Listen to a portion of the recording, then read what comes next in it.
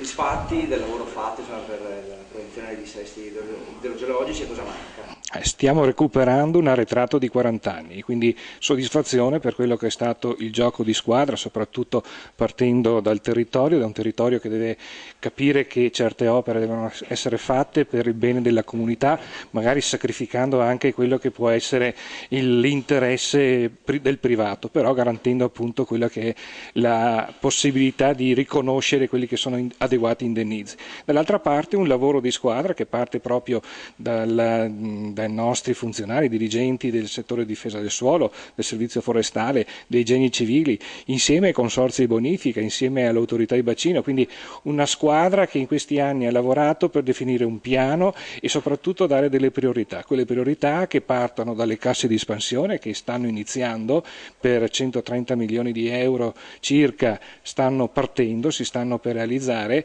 e dall'altra parte tutte le opere di manutenzione, perché bisogna garantire che il sistema esistente sia sicuro e quindi rafforzamento di argini, adeguamento dei tratti e messa in sicurezza appunto di un territorio che molto spesso ha sacrificato proprio la sicurezza idraulica per l'espansione urbanistica o per altre scelte. Ora è il momento appunto di recuperare, e gli sforzi che la Regione sta facendo e soprattutto anche di farci riconoscere dallo Stato che il Veneto ha bisogno di risorse e soprattutto di poterle spendere magari togliendole dal patto di stabilità. Il Presidente parlava di fiumi dimenticati, però, cioè nel senso che c'è il pericolo, insomma, di trascurare altri fiumi che magari non sono stati interessati dall'alluvione. Ma è proprio per questo che oltre a quelle che sono le criticità del 2010 si sta guardando a un sistema ampio, dalla montagna al litorale. I servizi forestali stanno facendo un lavoro continuo di manutenzione, di messa in sicurezza,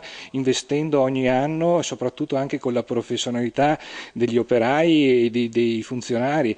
Dall'altra parte la necessità di guardare a un litorale che deve essere difeso dalle mareggiate, proprio per questo che servono risorse, e quelle risorse magari possono arrivare direttamente alla Regione lasciando i canoni che i concessionari delle spiagge pagano allo Stato e non ritornano come risorse in Veneto. È proprio per questo che dobbiamo garantire che tutte quelle risorse che possono arrivare dai canoni di derivazione delle acque vengano investite proprio per la sicurezza di questo sistema e soprattutto anche per la qualità delle acque. Quindi uno sforzo che deve mettere insieme quello che è appunto una necessità delle priorità e quelle risorse necessarie che devono essere garantite anche dallo Stato. Lo Stato dovrebbe garantire un po' di finanziamenti per la realizzazione di queste opere, secondo la Regione. Intanto però la Regione mette da parte qualcosa per fare. Noi dobbiamo considerare che ogni anno vengono investite da parte del bilancio regionale circa 100 milioni di euro che riguardano la difesa del suolo, i geni civili, i servizi forestali, i contributi ai consorzi di bonifica, oltre appunto a tutto quel lavoro di manutenzione della rete secondaria che i consorzi di bonifica tramite appunto tariffazione eseguono nell'ambito del territorio. Proprio per questo che possiamo dire